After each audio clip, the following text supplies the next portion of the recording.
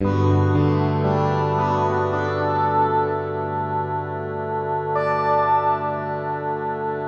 Boss GM-800 is a guitar synthesizer that exists inside this box, which you got to connect to your guitar with a special pickup you got to mount on your guitar with double-sided tape. And there's a special cable you got to use. It's a little intense, but in this video, I'm going to show you the 5 coolest things I was able to do with all of it. The GM-800 is meant to emulate other existing synthesizer sounds and other instruments. It's not really positioned in the Boss line as the thing that's going to let you create your own sounds from scratch. But anytime I hear stuff like that from Boss or anybody else, I consider it a personal attack because creating new sounds is the only thing I care about. But fortunately, the GM-800 has so many parameters that there are many ways to tweak them and be inventive. It's just that you're not getting the parameters you typically get from a sound designer or from a typical synthesizer. But I just think that makes it cooler anyway.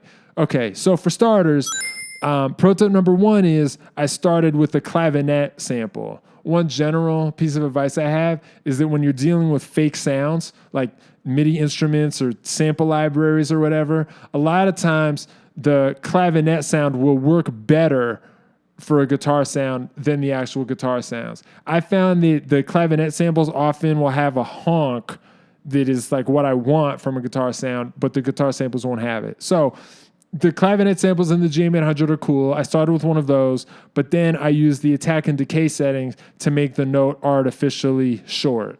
So like very abrupt attack, very sudden decay. That's another general piece of advice, is that the attack and decay settings in the GM-800 are a goldmine. A lot of the sculpting and the ways to be creative have to do with those. Okay, so I made the clavinet sound artificially abrupt and short and snappy. And then I used the delay in the GM-800 at very high speed with a lot of feedback. So my artificially short note was then getting artificially lengthened by the delay. And the result sounded like if you drop a marble and then the marble bounces a bunch of times. And I thought that was cool.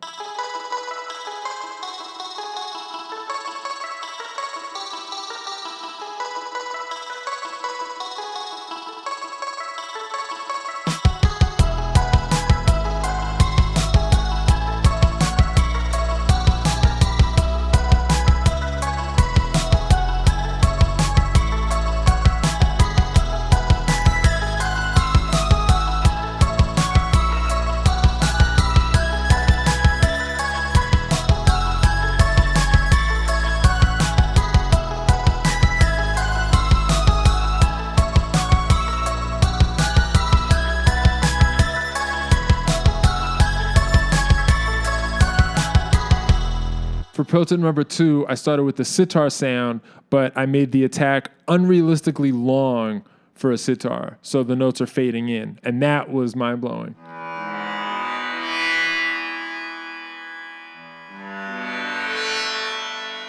Something about this sitar sound in that context is like unrecognizable, but also extremely heavy in this way that's cool. So then I took that and I just put one of the GM-800's tremolo sounds over it, and I was done.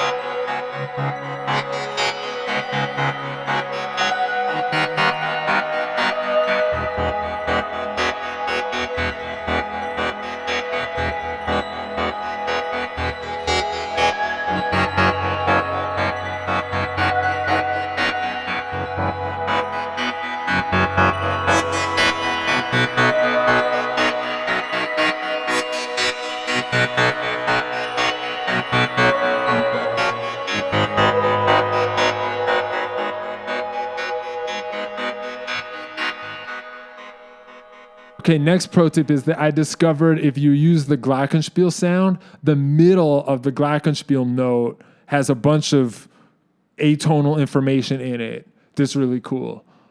That's the part that I wanted. There's like atonal stuff going on that's just like hard coded into the middle of the Glockenspiel note. So once again, I use the attack and decay settings to like emphasize that part of the note. And then the other thing I did for this, I did this for all of the pro tips in this video. I just like turned off the chorus and the reverb. The GM-800 sort of like gives you a lot of chorus and a lot of reverb, and a lot of the presets start with those. I was always turning it off because I just felt like the sounds I was getting were so sort of brutal and in your face that like I didn't want the blurriness of the chorus and the reverb. Sometimes I would bring it back at the end, but another general piece of advice I have is like, don't be afraid to disobey boss and to like just opt out of the chorus and reverb stuff. They're giving you so much all the time with the GM-800.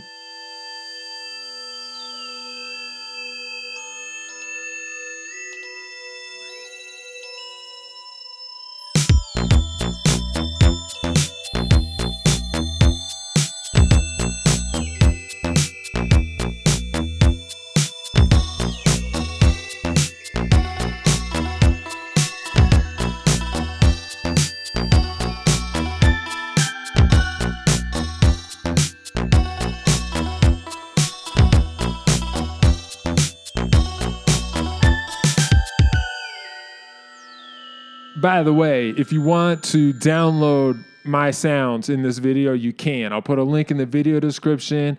All you got to do is sign up for my email list, and I will send you a link to download and import all the sounds I use in this video. It's free, but you got to give me your email address. Okay, pro tip number 4. The guitar sounds in the GM-800, many of them sound nearly identical to this very specific keyboard guitar sound of adult contemporary music from the early 90s.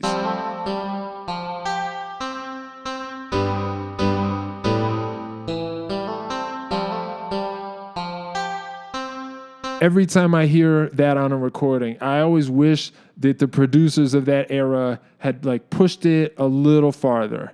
I always feel like that sound never got to reach its full potential. So what I did was I took that sound and then layered it 3 times. You can do that on the GM-800. You can use multiple voices, or you can use multiple instruments at the same time. So I picked this one 3 times, but the second one was pitch shifted up a perfect fifth, and the third one was pitch shifted up a perfect fifth of a perfect fifth, or a major ninth, or 14 half steps. And then I gave each of those 3 voices a different attack time.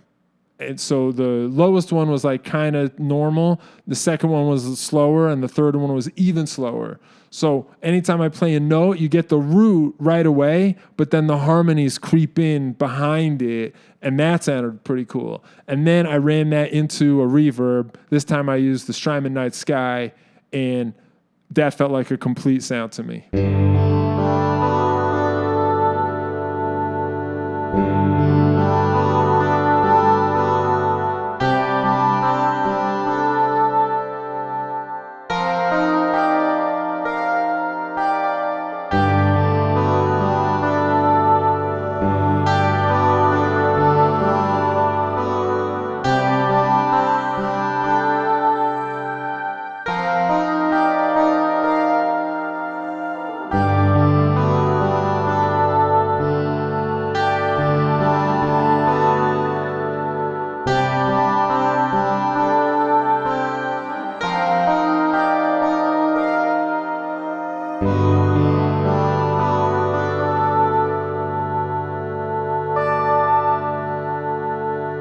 For the last pro tip, there is a lo-fi compressor effect in the GM-800. It's just called lo-fi compressor. And I discovered that it sounds extremely good if you take the Kodo and run that sound into the lo-fi compressor. Just smash that Kodo sample as hard as you can with the lo-fi compressor, and it sounds amazing. It has this just very trashy, in-your-face sound I love this. That's my favorite thing I did. This is my favorite pro tip in the video. That lo-fi Kodo thing is the money maker as far as I'm concerned.